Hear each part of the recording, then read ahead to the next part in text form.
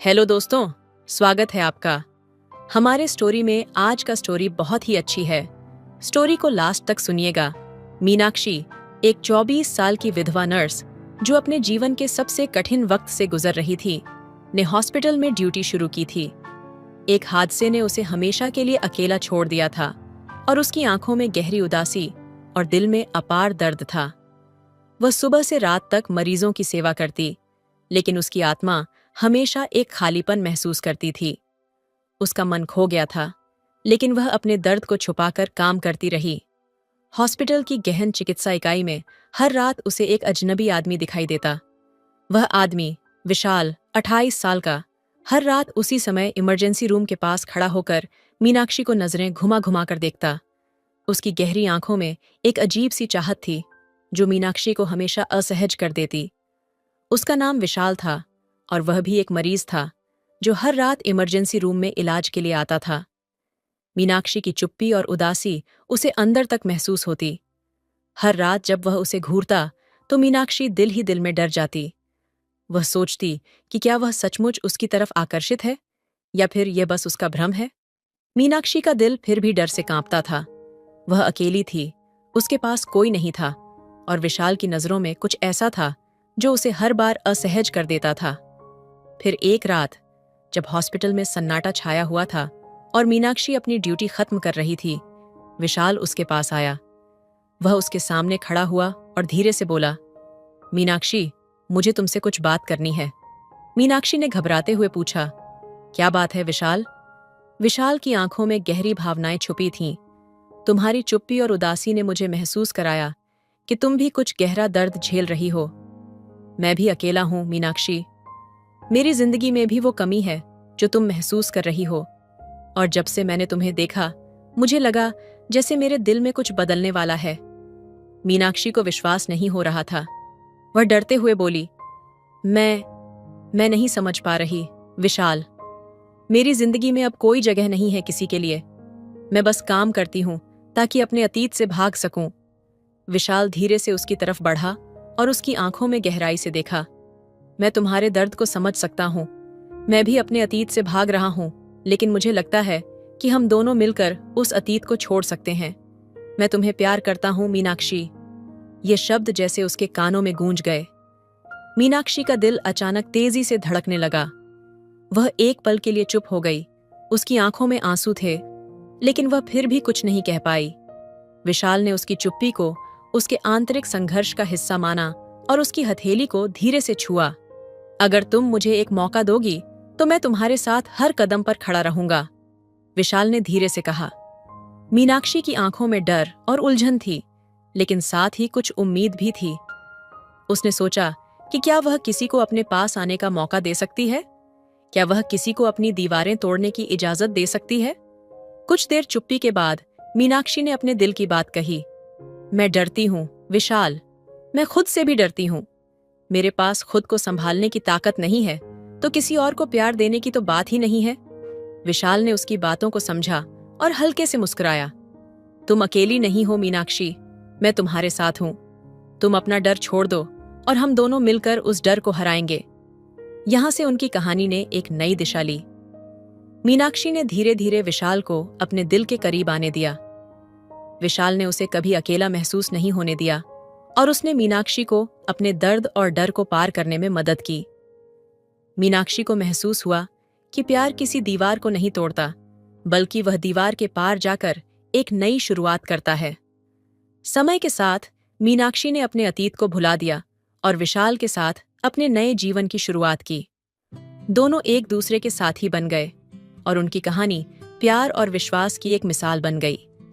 विशाल के शब्द मीनाक्षी के दिल में एक हलचल पैदा कर गए थे।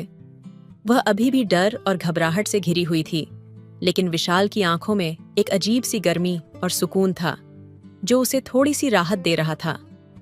मीनाक्षी ने अपनी पूरी जिंदगी में कभी किसी से ऐसा सच्चा और समर्पित प्यार महसूस नहीं किया था। वह बहुत कुछ कहना चाहती थी, लेकिन शब्द उसके गले में अटक कर रह जाते थे। उसके दिल में एक तूफान था जो उसके डर और चाहत के बीच बंटा हुआ था। विशाल ने उसकी चुप्पी को समझा और उसके पास आकर उसकी कलाई पर हल्का सा दबाव डाला। तुम्हें डरने की जरूरत नहीं है मीनाक्षी, मैं तुम्हारे पास हूं हर वक्त। तुम जो चाहोगी वही होगा। उसकी आवाज में कोई दिखावा नहीं था, सिर्फ सच्चाई और प्यार था। मीनाक्षी ने सिर झुकाया, लेकिन उसकी धड़कनें तेज हो गईं। वह अंदर से टूट चुकी थी, लेकिन विशाल के शब्दों ने उसे एक नई उम्मीद दी थी। वह महसूस कर रही थी कि इस अजनबी आदमी में कुछ था जो उसे फिर से जिंदगी जीने की वजह दे सकता था। वह धीरे धीरे विशाल की तरफ मुड़ी और कहा, तुम कह रहे हो कि तुम मेरे पास हो, लेकिन क्या तुम जान पाओगे कि जो मैंने खोया है उसे फिर से कभी पाया नहीं जा सकता? मेरा दिल अब डर से भर चुका है। विशाल, मैं नहीं जानती कि प्यार क्या होता है, क्योंकि जब मुझे जरूरत थी तब मुझे किसी ने नहीं समझा। विशाल ने उसकी आंखों में देखा और हल्के से उसकी ठोड़ी उठाई। तुमने खोया है मीनाक्षी, लेकिन तुम्हारा दिल अभी भी जिंदा है, और जब तक मेरा हाथ तुम्हारे हाथ में है तुम कभी अकेली नहीं रहोगी। प्यार का मतलब सिर्फ एक दूसरे को महसूस करना नहीं, बल्कि एक दूसरे को अपना बनाना है। तुम मुझे अपना बना सको तो मैं तुम्हारा सब कुछ बन जाऊंगा। मीनाक्षी की आंखों में आंसू थे, लेकिन अब वे आंसू दर्द के नहीं, प्यार और उम्मीद के थे। उसकी आत्मा ने महसूस किया कि शायद उसे कभी प्यार का मौका ही नहीं मिला था, और अब यह मौका विशाल उसे दे रहा था। वह अपने डर और गम को छोड़ने को तैयार हो रही थी, क्योंकि विशाल उसे बिना शर्त अपनाने के लिए तैयार था। क्या तुम सच में मुझे अपना बना सकते हो? मीनाक्षी की आवाज में हल्की सी उम्मीद थी।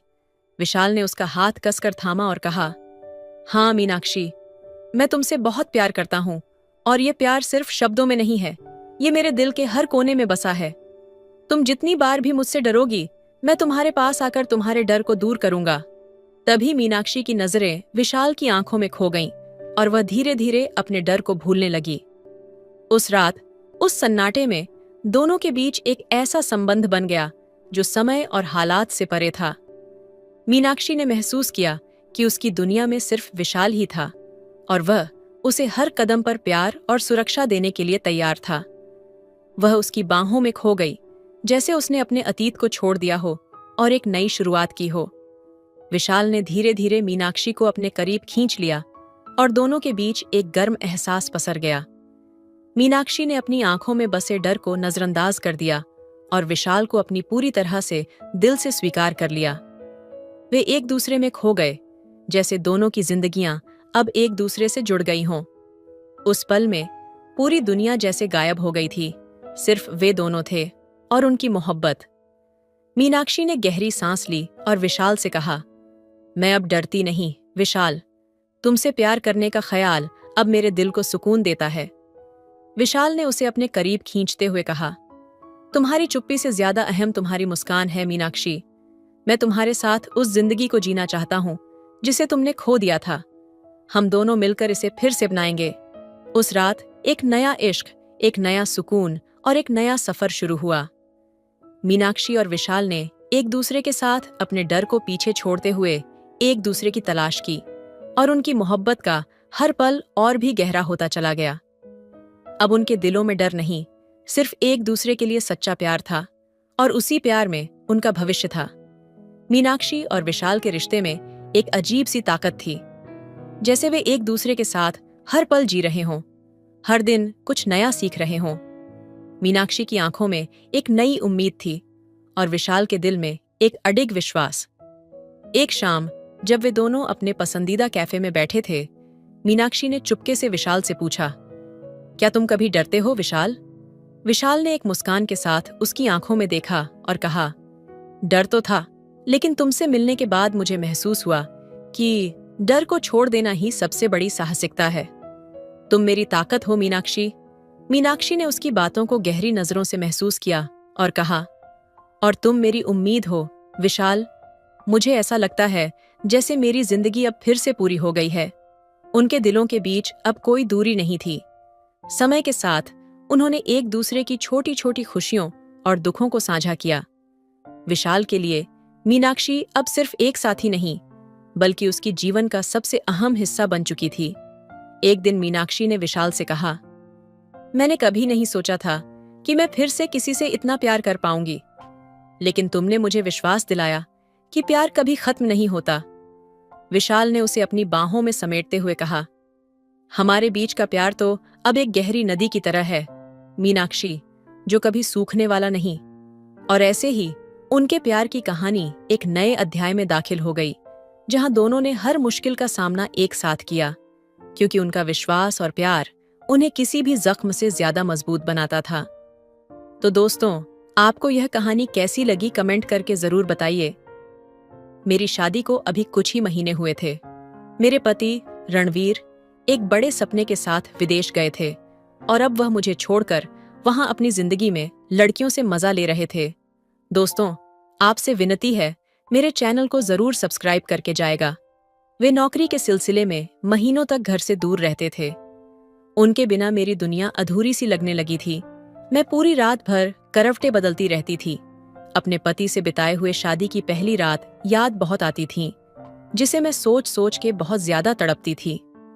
उनके बिना हर दिन जैसे एक बहुत लंबी काली रात बन चुका था और मेरी आंखों में नींद को कोई जगह नहीं मिलती थी।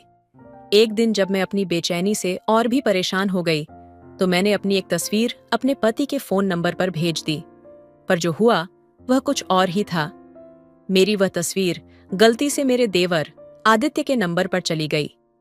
आदित्य, जो मुझसे हमेशा ही एक सख्त और मर्यादित रिश्ते में था, अब वह उस तस्वीर को देख रहा था।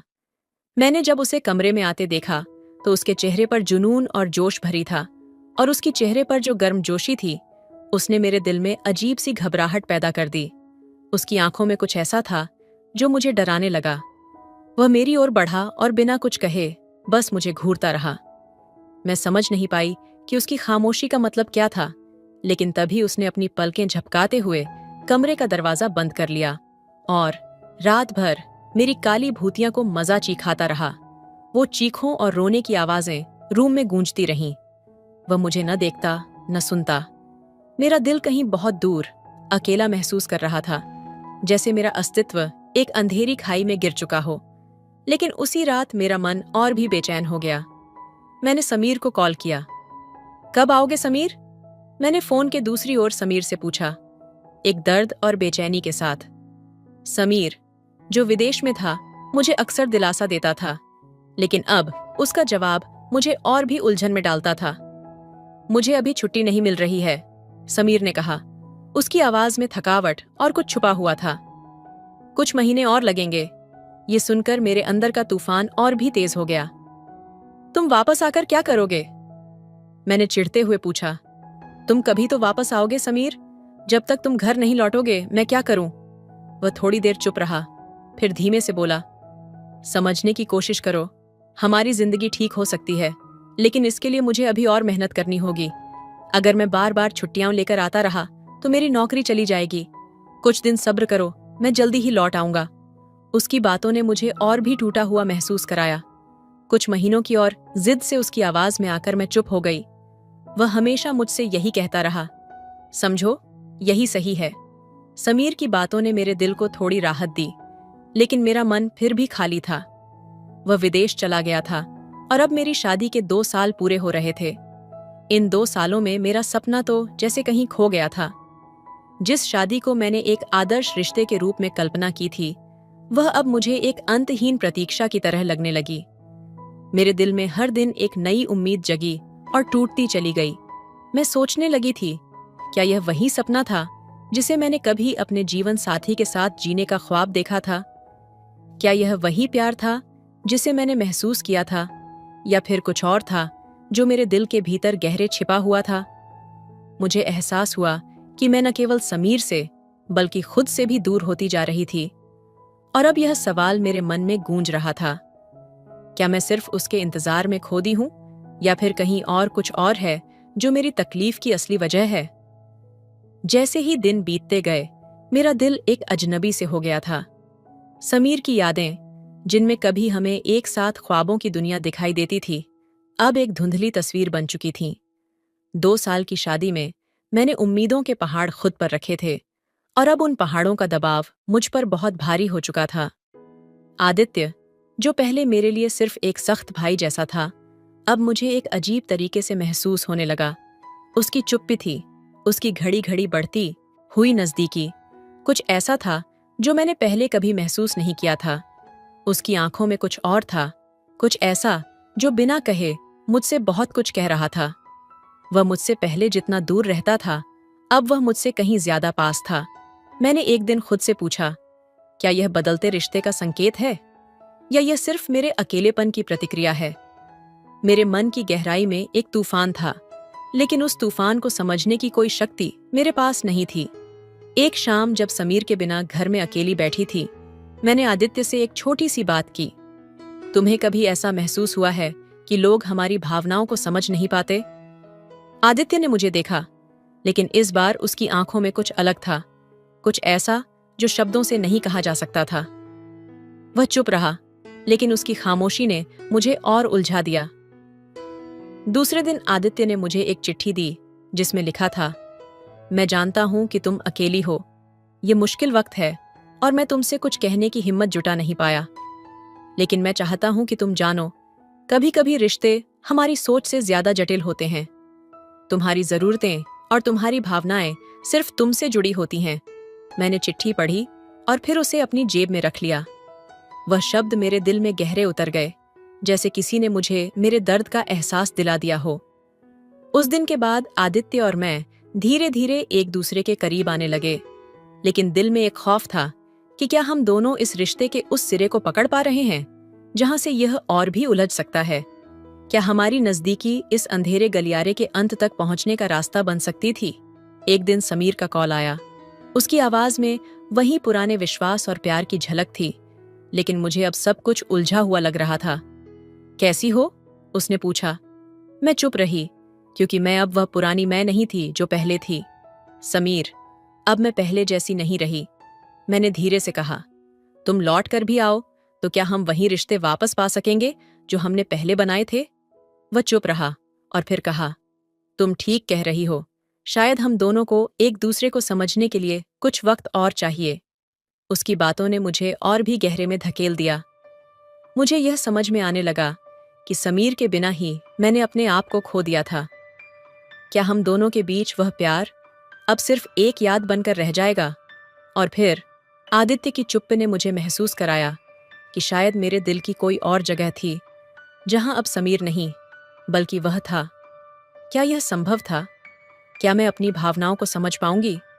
क्या मुझे आदित्य को अपने दिल का हिस्सा बनने का मौका देना चाहिए, या फिर समीर का इंतजार करना चाहिए, जो अब तक मेरे लिए दूर होता जा रहा था? यह सवाल अब मेरे दिल में लगातार गूंज रहे थे। हर दिन मेरे भीतर एक नया तूफान मचलता था, लेकिन इसका जवाब मुझे खुद से ही ढूंढना था। क्या रिश्तों में वफादारी ही सबसे बड़ी बात होती है, या कभी-कभी हमें खुद से भी सही निर्णय लेने की आवश्यकता होती है? समीर का फोन आया था, लेकिन अब मुझे उसकी आवाज में वह पुरानी गर्मी महसूस नहीं हो रही थी। उसकी बातें मुझे उतनी सच्ची नहीं लग रही थीं जितनी पहले होती थीं। शायद वह सिर्फ अपने कर्तव्यों के बारे में सोच रहा था, लेकिन मैं अब उस कर्तव्य को नहीं समझ पा रही थी। आदित्य की चुप और उसके शब्द मुझे चुभने लगे थे। उसका हर जिक्र, उसकी नजदीकी, वह सब कुछ अब मेरे मन में एक असामान्य खौफ पैदा कर रहा था। मैं उसे जितना करीब से जानने की कोशिश करती, उतनी ही दूर होती जाती। क्या मैं अपनी भावनाओं को समझ पा रही थी, या फिर बस एक भ्रम में जी रही थी? वह रात मेरे लिए कुछ और ही थी। समीर का कॉल आने के बाद आदित्य ने मुझसे एक और बात की जो मुझे झकझोरने वाली थी। वह मुझे देखकर कुछ अलग सा था। उसकी आंखों में एक अजीब सी चुप्पी थी। तुम ठीक तो हो? उसने मुझसे पूछा। क्या तुमने कभी सोचा है कि मैं तुमसे कुछ कहूं? मैंने एक गहरी सांस ली और फिर अपने दिल की बात कह दी। आदित्य, मुझे यह समझ में नहीं आता, अब मैं क्या करूं? समीर वापस आना चाहता है, लेकिन मुझे लगता है कि कुछ बदल चुका है। मैं क्या समझूं? आदित्य ने मुझे शांति से देखा, फिर धीरे से कहा, कुछ लोग हमें उस रास्ते पर ले आते हैं जहां हमें खुद को समझने का मौका मिलता है। शायद तुम उस रास्ते पर हो। उसकी बातों में कोई गहराई थी, कुछ ऐसा जो मैंने पहले महसूस नहीं किया था, जैसे वह किसी और ही दुनिया से था, और शायद वह मुझे उस दुनिया के एक हिस्से की तरह महसूस करवा रहा था। मैं चुप रही, क्योंकि मेरे अंदर कोई आवाज उठ रही थी जो आदित्य को और जानने की कोशिश कर रही थी, लेकिन वह आवाज मुझे डराती भी थी। अब तक जो भी कुछ मैंने सोचा था, वह सब धुंधला सा हो गया था। समीर की गैर मौजूदगी में आदित्य की चुप्पे और उसका साथ मुझे एक अजीब सी उलझन में डाल रहा था। क्या मैं उसे ठीक से समझ पा रही थी? क्या उसकी साइलेंस का मतलब कुछ और था, या फिर यह सिर्फ एक भूल भुलैया थी जिसमें मैं फंसी हुई थी?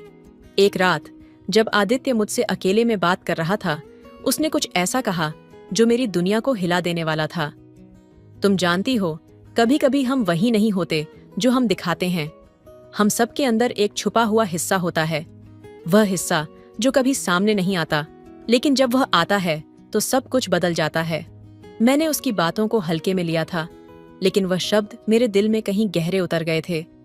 क्या वह मुझे कुछ इशारा दे रहा था? क्या उसने अपनी आंखों से मुझे वो देख लिया था जिसे मैं खुद नहीं पहचान पा रही थी? समीर का कॉल फिर आया। इस बार उसकी आवाज में एक ठंडापन था, एक दूरी थी जो अब मुझे बहुत महसूस होने लगी थी। कैसी हो? उसने वही सवाल पूछा। मुझे लगा, क्या यह वही समीर था जिसे मैंने हमेशा अपने दिल में जगह दी थी? मैंने धीरे से कहा, समीर, अब मुझे कुछ समझ नहीं आता। तुम्हारे बिना सब कुछ अधूरा लगता है, लेकिन आदित्य के करीब आकर मुझे ऐसा लगता है कि शायद कुछ बदल रहा है। मैं क्या करूं? तुम आते हो तो क्या हम वही पहले वाले रिश्ते को वापस पा सकते हैं? वह चुप रहा। शायद उसे भी समझ में आ गया था कि अब कुछ और था जो मेरे दिल में चल रहा था। तभी आदित्य का चेहरा मेरे सामने था। वह चुप था, लेकिन उसकी आंखों में एक सवाल था। क्या वह मुझे वह जगह दे सकता था जो समीर ने कभी नहीं दी? मैंने खुद से पूछा, क्या यह जो हो रहा है, क्या यह मेरा भ्रम था, या फिर एक और नया रास्ता था जिसे मैं समझने की कोशिश कर रही थी? फिर एक दिन वह घड़ी आई जब सब कुछ सामने आ गया। आदित्य ने मुझसे अपनी भावनाओं का इजहार कर दिया। उसने मुझसे कहा, मैं तुमसे प्यार करता हूं, हमेशा से। तुम्हारे बिना मेरी जिंदगी अधूरी है, लेकिन मैं जानता हूं कि तुम यह नहीं समझ पाओगी। मैं तुम्हारे साथ हर पल बिताना चाहता हूं, लेकिन तुम बस उस जगह पर खड़ी हो जहां तुम्हारे दिल में समीर की यादें हैं। मैं तुम्हारे साथ हर राह पर चल सकता हूं, लेकिन तुम्हें खुद से यह सवाल करना होगा, क्या तुम उस रास्ते पर मेरे साथ चलने के लिए तैयार हो? उसकी बातों ने मेरी दुनिया को हिला दिया था।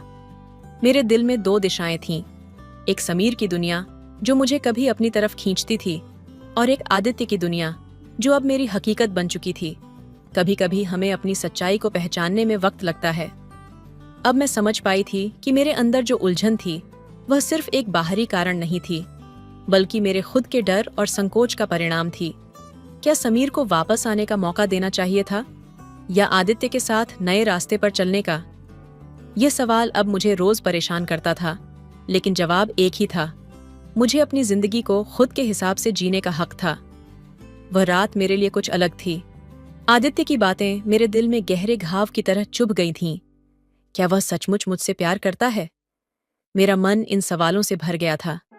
समीर की अनुपस्थिति, आदित्य की निकटता और मेरे अंदर फूटते जज्बात, ये सब मेरे अंदर एक तूफान की तरह मचल रहे थे। एक ही वक्त में मेरी दुनिया टूटती जा रही थी, और दूसरी ओर कुछ नया बनने की चाहत भी थी। उस रात मुझे कुछ और महसूस हुआ। आदित्य का नजदीक आना, उसकी बातें, उसकी चुप, इन सब में कोई बात थी जो अब मुझे बेचैन कर रही थी। क्या यह प्यार था, या बस एक लम्हे की कमजोरी?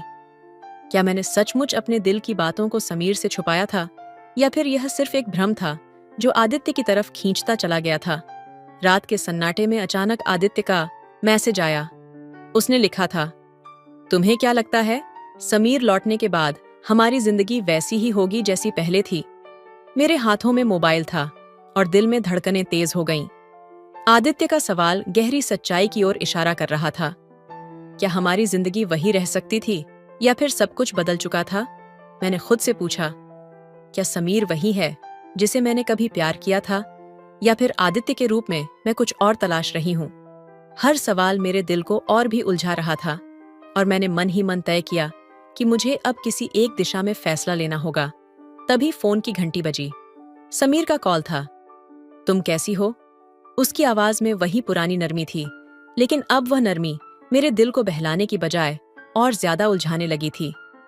मैंने जो भी महसूस किया उसे छुपाया और कहा, ठीक हूं, तुम बताओ क्या हो रहा है? लेकिन मेरी आवाज में वह गहराई और बेचैनी साफ झलक रही थी। समीर ने कहा, मुझे वापस आने में कुछ समय लगेगा, लेकिन मैं सोच रहा हूं शायद हम दोनों को एक नई शुरुआत करनी चाहिए। तुम और मैं जैसे पहले थे वैसे ही। क्या तुम मुझसे वही प्यार महसूस करती हो? उसके शब्दों ने मेरे दिल को फिर से उसी पुराने रास्ते पर डाल दिया, लेकिन अब मैं उस रास्ते पर आगे बढ़ने से डर रही थी। मैंने चुपचाप फोन रखा और सोचने लगी। आदित्य की चुप्पी और उसके अंदर छिपे जज्बात ने मुझे एक उलझन में डाल दिया था। क्या मैं समीर से फिर वही रिश्ते वापस पा सकती थी, या फिर आदित्य की तरफ बढ़ने का यह नया रास्ता मुझे उस सच का सामना करा सकता था जो मैं अपनी जिंदगी में कभी नहीं देख पाई थी? वह दिन आ ही गया जब समीर वापस लौट आया। दरवाजे पर खड़ा समीर अपने पुराने प्यार के साथ मुझे फिर से अपने पास खींचता हुआ। मैंने उसे देखा। उसकी आंखों में वही पुराना प्यार था, लेकिन अब वो प्यार मुझे वैसे महसूस नहीं हो रहा था। क्या यह वही प्यार था जिसे मैंने अपने जीवन का हिस्सा माना था, या फिर अब कुछ और था? तभी आदित्य की यादें मेरे दिल में उभरने लगीं। उसका पास आना, उसकी नजदीकियां। क्या यह सब सिर्फ मुझे किसी नए रिश्ते की तलाश में था, या फिर यह एक ऐसा रास्ता था जिसे मैं कभी भी समझ नहीं पाई? समीर ने मुझे अपने पास खींचा और कहा, तुमने मुझे बहुत मिस किया, है ना? लेकिन मेरी आंखों में वह पुरानी स्फूर्ति नहीं थी। मैं चुप रही और फिर कहा, समीर, अब हम वही नहीं हैं जो हम पहले थे। मेरी सोच बदल चुकी है और शायद अब मुझे कुछ और चाहिए। यह सुनकर समीर का चेहरा सफेद पड़ गया। उसकी आंखों में एक अजीब सी बेचैनी और चिंता थी। वह खामोश हो गया, जैसे उसकी पूरी दुनिया पल भर में बदल गई हो। मैंने अपनी आंखें झुका लीं और फिर देखा, आदित्य बाहर खड़ा था। वह मुझे ऐसे देख रहा था जैसे वह मेरे हर एक कदम को समझने की कोशिश कर रहा हो।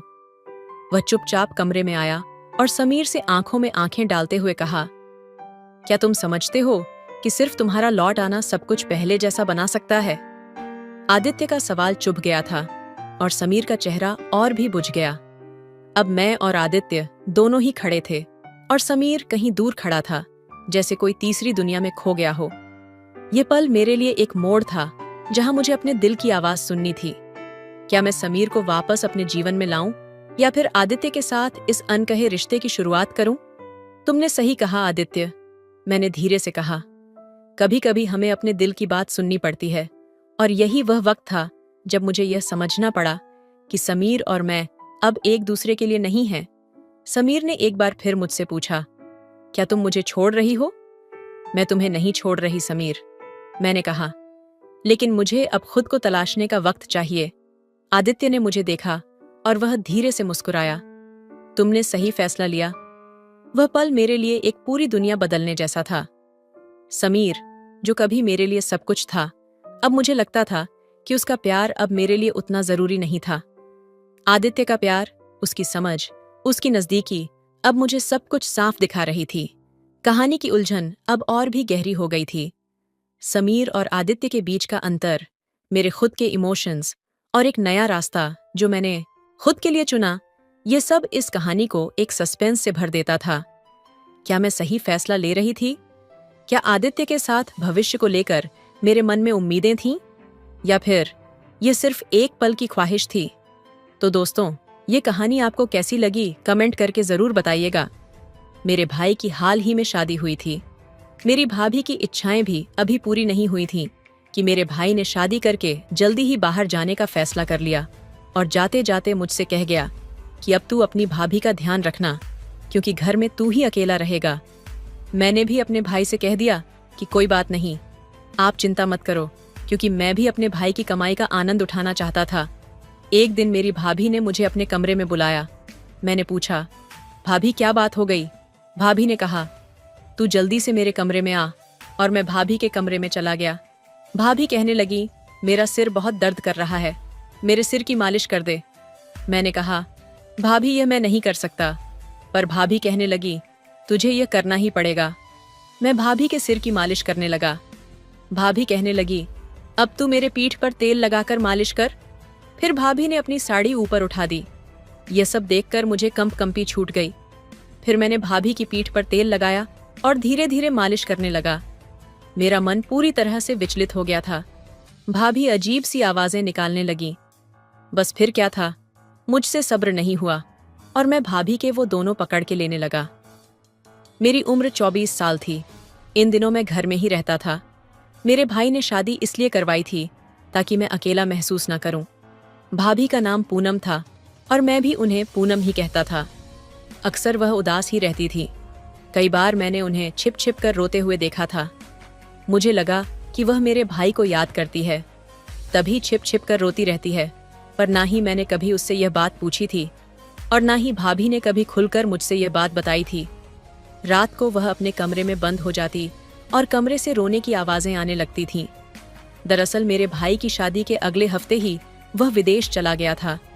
एक नई दुल्हन के लिए अपने पति के बिना रहना बहुत मुश्किल हो जाता है, लेकिन मेरे भाई ने तो शादी सिर्फ मेरे लिए ही की थी, क्योंकि मैं घर में अकेला रहता था और अब घर की जिम्मेदारी संभालने के लिए एक औरत का होना जरूरी था।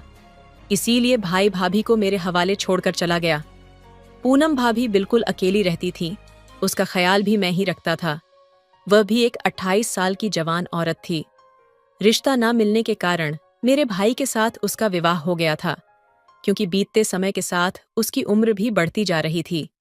एक रात में सोने के लिए लेटा हुआ था जब भाभी मुझे आवाज देकर बुलाने लगी।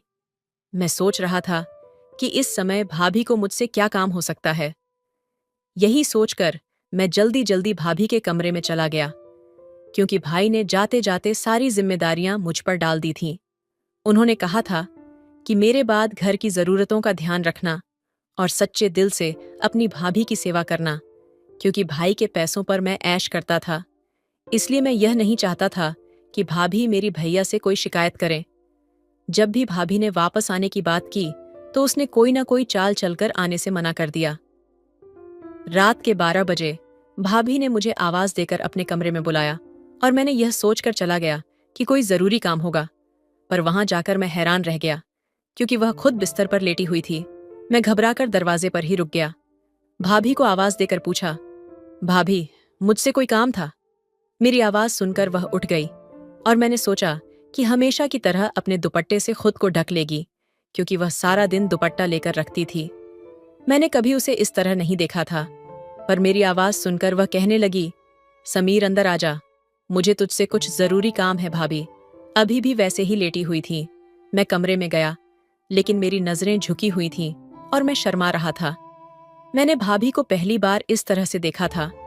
भाभी ने मेरी ओर मुड़कर देखा और मेरी झुकी हुई नजरों को देखकर कहने लगी, समीर, शर्माने की कोई बात नहीं है। इस घर में हमें ही एक दूसरे का साथ देना पड़ेगा। मेरा पति तो विदेश में रहता है, लेकिन तू हमेशा यहाँ रहता है और मेरा ध्यान रखता है। यही सोचकर मैंने तुझे बुलाया कि मुश्किल वक्त में तू मेरा साथ देगा। भाभी की बात सुनकर मैंने हैरानी में उसकी ओर देखा। वह कहने लगी, मेरे सिर में बहुत दर्द हो रहा है, क्या तुम मेरी मसाज कर दोगे? तुम्हारे भाई ने मुझे बताया था कि तुम बहुत अच्छी मसाज करते हो और उनके सिर का दर्द कुछ ही मिनटों में ठीक हो जाता है। भाभी की बात सुनकर मैं मुस्कुरा दिया, क्योंकि यह बात सच थी कि भाई जब यहाँ होते थे तो हमेशा मुझसे सिर की मसाज करवाते थे। लेकिन वह तो मेरा भाई था और भाभी की मसाज मैं कैसे कर सकता था? भाभी ने मुझे सोच में डाल दिया था। समझ नहीं आ रहा था कि क्या करूं। मैं सोच रहा था कि भाभी किस तरह की औरत है जिसने अपने देवर से मसाज करने के लिए कह दिया। उसे शर्म नहीं आई, जबकि यह कोई बड़ी बात नहीं थी। लेकिन एक औरत का एक मर्द से मसाज करवाना, और वह भी अपने देवर से, अगर कोई और होता तो मना करने की बजाय उसे खरी खोटी सुना देता। लेकिन इस समय मैं भाभी के रहमो कर्म पर जी रहा था, इसलिए उसके सामने जुबान चलाने की हिम्मत नहीं थी और ना ही उसे मना कर सकता था। भाभी ने ड्रेसिंग टेबल पर रखी तेल की शीशी मुझे दिखाई और कहने लगी, बहुत अच्छा होगा अगर तुम मेरे सिर में मसाज कर दोगे। कहते हुए उसकी आंखों में नमी थी और मुझे लगा कि शायद वह बहुत तकलीफ में है, लेकिन मैं भाभी को इनकार नहीं कर सकता था। मैंने वह तेल उठाया और उसके बिस्तर के पास बैठ गया। फिर धीरे धीरे तेल उसके सिर पर लगाकर मसाज करने लगा। मैंने अपनी नजरें झुका ली थीं और किसी भी तरह के जज्बात महसूस करने से खुद को रोका हुआ था। मेरे हाथ उसके सिर पर तेल लगाते हुए बुरी तरह कांप रहे थे। मैंने आज तक भाभी की बहुत मदद की थी, लेकिन भाभी ने मुझसे कभी इस तरह की फरमाइश नहीं की थी। जैसे जैसे मैं तेल लगाता गया, भाभी की अजीब आवाजें कमरे में गूंजने लगीं। ऐसा लग रहा था जैसे उसे आराम मिल रहा हो। मैंने दोबारा उसकी ओर नहीं देखा और ना ही उसके चेहरे पर नजर पड़ी। मुझे शर्म का एहसास हो रहा था और मैं वहां से जाने की इच्छा कर रहा था, लेकिन मैं मजबूर था। अगर मैं भाभी को मना करता और ये बात मेरे भाई को पता चलती तो भाभी की कोई बात नहीं मानी जाती, वरना मेरा खर्चा पानी बंद हो जाता। भाभी की नीयत कुछ ऐसी थी कि उसने कभी भी किसी चीज से मना नहीं किया। मैं बिना किसी झिझक के उससे पैसे मांग लेता था और वह बिना सवाल किए मुझे दे देती थी। काफी देर तक मैंने मसाज करना जारी रखा और उसकी आवाजें कमरे में गूंजती रहीं। इसके बाद शायद उसे नींद आ गई थी, क्योंकि उसकी आवाज आना बंद हो गई। फिर मैं उठकर अपने कमरे में चला आया। पहली बार मैंने किसी औरत की इस तरह मसाज की थी और इस बात ने मेरे अंदर आग लगा दी थी। भाभी के गोरे चेहरे ने मुझे भी नशे में डाल दिया था। जैसे ही मुझे ख्याल आया कि वह मेरे भाई की पत्नी है, मैंने सोचा कि अब मैं उसके कमरे में नहीं जाऊंगा। अगली सुबह भाभी पूरी तरह से दुपट्टा ली हुए थी और मेरे लिए रोटी बना रही थी। फिर मैंने आगे बढ़कर रोटी ली और वह मुझसे कहने लगी, समीर, तुमने मेरे सिर का दर्द खत्म कर दिया है। मैं तुम्हारा धन्यवाद करना चाहती हूँ। उसकी बात सुनकर मैं शर्मिंदा हो गया। मैंने कहा, असल में आप पूरा दिन घर में काम करती रहती हैं, इसलिए आप थक जाती हैं। मैं कोशिश करूंगा कि आपके काम में मदद कर दूं, या फिर आप कोई नौकर रख लें। मेरी बात सुनकर भाभी कहने लगी, मुझे थकावट तब तक नहीं मिटेगी जब तक मेरा पति नहीं आएगा। उसी दिन मेरी थकावट दूर होगी। मैं उसके शब्दों को समझ नहीं पाया, लेकिन वह रसोई में चली गई और मेरे काम का समय हो गया। मैं घर से चला गया। सारा दिन मेरे दिमाग में भाभी ही घूमती रही। दोपहर को जब मैं घर आया, मेरी बहन भी घर आ गई थी। मैंने सोचा कि किसी भी तरह मौके की तलाश करके भाभी की मसाज वाली बात बता दूं, लेकिन वे दोनों इतनी मग्न थीं कि उन्हें मेरे लिए समय ही नहीं मिला। कुछ देर बाद मेरी बहन कहकर चली गई कि उसका पति काम से आने वाला है और मैं उसे मसाज की बात नहीं बता सका। थोड़ी देर आराम करने के बाद जब मैं कमरे से बाहर निकला तो देखा कि भाभी कपड़े धो रही थीं और बहुत मुश्किल से कपड़ों की बाल्टी उठाकर छत पर ले जा रही थी। यह देखकर मुझे शर्मिंदगी हुई, क्योंकि वे सारे कपड़े मेरे थे और मेरी वजह से ही उसे इतनी तकलीफ सहनी पड़ रही थी। मैंने तुरंत भाभी को आवाज दी और वह पसीने से भीगी हुई थी। मैं बाल्टी पकड़कर छत पर चला गया और उसका साथ देते हुए कपड़े भी तार पर लटका दिए। जब हम वापस लौटे तो वह कुछ अजीब तरीके से आ रही थी, जैसे उसे बहुत ज्यादा तकलीफ हो रही हो। मैंने उससे कहा कि अगर वह कहे तो मैं उसे डॉक्टर के पास ले जा सकता हूँ। मुझे लगता था कि उसके सिर में दर्द हो रहा है। मेरी बात सुनकर उसने उदासी के साथ मुस्कुराते हुए कहा, यह मेरी गलतियों का नतीजा है। भाभी की बात सुनकर मैं हैरान रह गया। उसने कहा, तू फिक्र मत कर, मैं जल्दी ठीक हो जाऊंगी, और अपने कमरे में चली गई। पिछले कुछ दिनों से उसकी हर बात मेरे समझ से बाहर थी और यह मेरे लिए परेशानी बन गई थी। कभी कभी ऐसा लगता था कि वह कुछ छिपाने की कोशिश कर रही है। दोपहर खत्म हुई और शाम हो गई। मेरा दिल चाय पीने को कर रहा था। मैं भाभी के कमरे में जाकर उसे आवाज देने गया, लेकिन वह अपने कमरे में रो रही थी और किसी को कह रही थी, ये सब कुछ तेरे कारण हुआ है। आज जो मेरी हालत है उसका जिम्मेदार तू है। भाभी की बातें सुनकर मैं दरवाजे पर रुक गया। मुझे नहीं पता था कि वह किससे बात कर रही थी, लेकिन यकीनन वह मेरा भाई नहीं था। भाभी की बातों से मुझे समझ आया कि उसके सिर में दर्द की यही वजह थी कि वह किसी और के साथ गलत तरीके से बात कर रही थी। मेरी समझ में नहीं आ रहा था कि यह सब सुनकर मुझे क्या करना चाहिए। बिना सोच विचार किए मैंने अपने भाई को फोन कर दिया। मैंने उससे कहा, आप वापस क्यों नहीं आ रहे? वह कहने लगा, क्या हुआ, सब कुछ ठीक तो है ना? मैंने उसे बताया कि उसकी पत्नी कैसे हरकतें कर रही है और बस यही कहा कि उसे तुम्हारी याद आ रही है, इसलिए जल्दी आ जाओ। कुछ बातें करके उसने फोन काट दिया। फिर मैं सोचने लगा कि मुझे क्या करना ना चाहिए। फिर उस रात भाभी ने मुझे आवाज देकर अपने कमरे में बुलाया। मैं उसके कमरे में गया और वह लेटी हुई थी और सिर की मसाज करने के लिए कह रही थी। मैंने चुपचाप तेल की शीशी उठाई और उसके सिर में मसाज करने लगा। मैं सोच रहा था कि वह मेरे पास से अपने सिर की मसाज क्यों करवा रही है। मुझे लगता था कि जब मैं कॉलेज जाता तो घर में कोई आता होगा यह देखने के लिए। अगले दिन मैं कॉलेज से जल्दी वापस आया, लेकिन यह देखकर मैं हैरान हो गया कि घर तो बिल्कुल सुनसान था और घर में कोई नहीं था। मैं घर से थोड़ी दूर खड़ा था और कुछ देर बाद भाभी घर आई। पसीने से भीगी हुई वह घर का दरवाजा खोलकर अंदर चली गई। मैं तुरंत घर गया और भाभी से पूछने लगा कि उसने पूरा दिन क्या किया। भाभी मुझे घर के कामों के बारे में बताने लगी, लेकिन उसने यह नहीं बताया कि वह बाहर क्यों गई थी। अब मुझे पक्का यकीन हो गया था कि वह कुछ न कुछ गलत कर रही थी। पूरा दिन मैंने इसी तरह बेचैन होकर बिताया। मैं भाभी का सच जानना चाहता था। फिर रात के समय भाभी ने मुझे अपने कमरे में बुलाया। मुझे पता था कि वह मुझसे मसाज करवाना चाहती है, लेकिन मेरा दिल इस बात के लिए मान नहीं रहा था। यह सच था कि उसके सिर में दर्द होता था और उसकी आवाज सुनकर मैं उसके कमरे में चला गया। मैंने तेल की शीशी उठाई और फिर मसाज करने लगा, लेकिन उसने मुझसे कुछ ऐसा कहा कि मैं हैरान रह गया। उसने कहा, पहले लाइट बंद कर दे। यह पहली बार था जब उसने मुझसे लाइट बंद करने को कहा था। मैंने पूछा कि यह लाइट क्यों बंद करनी है, लेकिन वह गुस्से से मुझे देखने लगी। बार बार कहने पर मैंने लाइट बंद कर दी और मसाज के लिए तैयार हो गया। जब मैं उसके पास बैठा तो उसने मेरा हाथ पकड़ लिया। उसकी इस हरकत से मैं हैरान रह गया। मुझे गुस्सा आया कि वह अपनी हद पार कर रही थी। मैंने गुस्से में कहा, ये आप क्या कर रही हो? उसने कहा, समीर, मैं तेरे साथ बहुत जरूरी बात करना चाहती हूँ, लेकिन मुझ में इतनी हिम्मत नहीं है कि मैं रोशनी में तेरे साथ बात कर सकूं, इसलिए मैंने अंधेरा किया है। भाभी की आवाज में मुझे कुछ अलग सा एहसास हो रहा था। इसके बाद उसने मेरा हाथ पकड़कर अपनी बात कहनी शुरू कर दी। जो मैंने सुना उससे मेरे होश उड़ गए। उसने कहा कि उसे लड़कों का बहुत शौक है, लेकिन कोई भी उसके साथ रिश्ता नहीं रखना चाहता, इसलिए वह अकेली जिंदगी गुजार रही है। लेकिन बड़ी मुश्किल तब हुई जब उसकी जिंदगी में एक शख्स आया जिसने उसे प्यार और सपने दिखाए।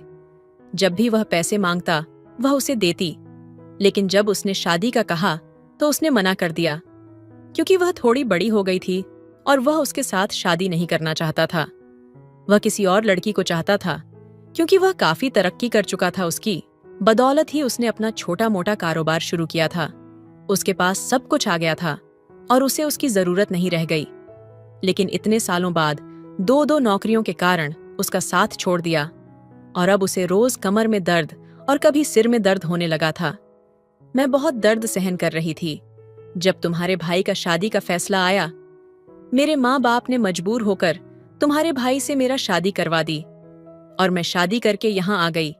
लेकिन हर समय मुझे यही पछतावा होता था कि मैंने किस तरह के व्यक्ति के पीछे अपने आप को बर्बाद किया, जो कभी मेरा था ही नहीं। मेरे भाई भाइयों ने मेरी कदर नहीं की और ना ही मेरे प्यार ने। फिर मुझ पर सबसे बड़ा दुख तब आया जब मुझे पता लगा कि तुम्हारे भाई ने विदेश में शादी कर ली है।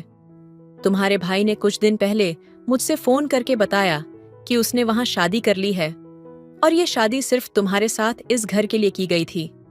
ये सुनकर मैं हैरान रह गई। मेरा ध्यान इसी बात पर लगा रहा। मैंने अपनी पूरी जिंदगी दूसरों की इज्जत करने में बिता दी, लेकिन मुझे कुछ नहीं मिला। मैं इसी सोच में डूबी रही। एक दिन मैं छत पर कपड़े धोते धोते गिर गई। इससे मेरे कमर में दर्द होने लगा और मजबूरी में मुझे तुमसे मसाज करवानी पड़ती थी। मुझे शर्म आती थी कि मैं तुम्हारे पास आकर मसाज कराती थी, लेकिन मैं क्या करती? तुम्हारे अलावा मेरा कोई सहारा नहीं था। कल मैं अपने घर गई थी। मैंने अपनी माँ को अपने पति की दूसरी शादी के बारे में बताया तो उसने कहा कि अब मैं कब तक ऐसी जिंदगी गुजारूंगी। ये सुनकर मैं टूट गई और वापस घर आ गई। मुझे पता था कि मेरी जिंदगी में अब कुछ भी नहीं बचा। आज तुम्हारे सामने सब कुछ इसलिए कह रही हूँ क्योंकि मैं तुम्हारे पास मसाज करवाने आती थी। मुझे शर्म आती थी, लेकिन आज नहीं तो कल तुम्हें यह बात पता चलने वाली थी कि तुम्हारा भाई दूसरी शादी कर चुका है और अब वह कभी वापस नहीं आएगा। इसलिए मैंने सोचा कि तुम्हें अपनी सारी सच्चाई बता दूं। ये कहकर भाभी रोने लगी। शुक्र है कि भाभी ने कमरे की लाइट बंद कर दी थी। मुझे इस बात का बहुत अफसोस हुआ कि मेरे भाई ने बहुत बुरा सलूक किया। पहले ही उसके साथ बहुत बुरा हो चुका का था और अब उसने भी उसे छोड़ दिया था। लेकिन कहीं ना कहीं इसमें हमारे भाई बहनों की भी गलती थी। हमने कभी उसे वापस आने नहीं दिया। उसकी उम्र बीत रही थी और कब तक वह अकेले रहेंगे। फिर उसने किसी दूसरी औरत से शादी कर ली। काफी देर बाद भाभी ने कहा कि मैं अपनी पूरी जिंदगी इस घर में चुपचाप गुजार दूंगी। मैं तुम्हारा भी ध्यान रखूंगी और तुम्हारे घर का भी ख्याल रखूंगी। बस तुम मुझे इस घर से मत जाने देना। तुम्हारा भाई अब कभी भी वापस नहीं आएगा और मैं भी यहीं रहूंगी। मुझे डर है कि एक दिन तुम मुझे इस घर से निकाल दोगे। मैंने भाभी से कहा कि ऐसा कभी नहीं होगा, मैं तुम्हें कहीं नहीं जाने दूंगा। तुम इस घर को जिस तरह संभालती हो ऐसा कोई नहीं कर सकता। लेकिन तुम अकेली जिंदगी क्यों काटना चाहती हो? मेरे भाई से तलाक लेकर मेरे साथ शादी कर लो। मेरी बात सुनकर भाभी हैरान रह गई। मैंने उठकर कमरे की लाइट जलाई और कहा, खुशियों का भी तुम्हारा हक है। मेरी पढ़ाई पूरी होने वाली है और मैं जल्दी नौकरी कर लूंगा। तब अब तक तुम अपना तलाक करवा लो, तलाक वगैरह ले लो। मैं जल्दी ही तुमसे शादी कर लूंगा और एक नई जिंदगी शुरू कर दूंगा। हमारी दोस्ती है, जब तुम्हारे माता पिता को सच पता चलेगा तो ये मना नहीं करेंगे। भाभी ने कहा कि मैं उम्र में बहुत बड़ी हूं, लोग बातें करेंगे, दुनिया क्या कहेगी। मैंने कहा, इस दुनिया ने हमें क्या दिया है, और जो तुम दुनिया के बारे में सोच रही हो, मुझे इस रिश्ते से कोई ऐतराज नहीं है। मेरी बात सुनकर भाभी रोने लगी। मैंने उसी वक्त भाभी की मां को फोन किया और सारी बात बता दी। वह भी बहुत शर्मिंदा हुई और उन्होंने माफी मांगी। फिर भाभी ने अपने भाई से तलाक ले लिया।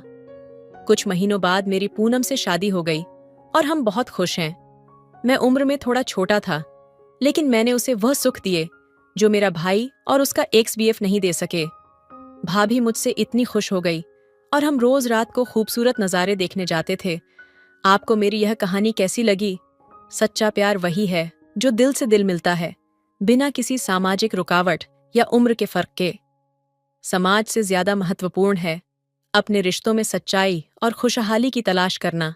आपने जिस तरह से अपने रिश्ते को समझा और सही तरीके से कदम उठाया, वह यह दिखाता है कि अगर हम सच्चे इरादों और समझदारी के साथ कदम बढ़ाते हैं तो मुश्किलें आसान हो सकती हैं। भाभी की स्थिति में पहले डर और समाज के नजरिए के कारण वह संकोच करती हैं, लेकिन जब आपने उनका समर्थन किया तो उनका आत्मविश्वास बढ़ा और वे सही रास्ते पर चल पाईं। इसी तरह हम सभी को अपने रिश्तों में समर्थन और विश्वास की जरूरत होती है, ताकि हम एक दूसरे के साथ खड़े रह सकें और एक बेहतर भविष्य की दिशा में आगे बढ़ सकें। यह कहानी यह भी बताती है कि रिश्तों में सच्चाई, समझ और परवाह होना जरूरी है। जब दो लोग एक दूसरे के प्रति ईमानदार और सच्चे होते हैं तो उनका प्यार और रिश्ता परिपूर्ण होता है, चाहे वह उम्र में छोटे हों या बड़े। रिश्ते में सुख और संतुष्टि सिर्फ बाहरी दुनिया से नहीं, बल्कि दो दिलों के बीच की समझ और प्रेम से आती है। सुविचार: रिश्तों में सबसे अहम बात समझ और सच्चाई होती है, क्योंकि जब दिल सच्चे होते हैं तो दुनिया की बातें मायने नहीं रखती।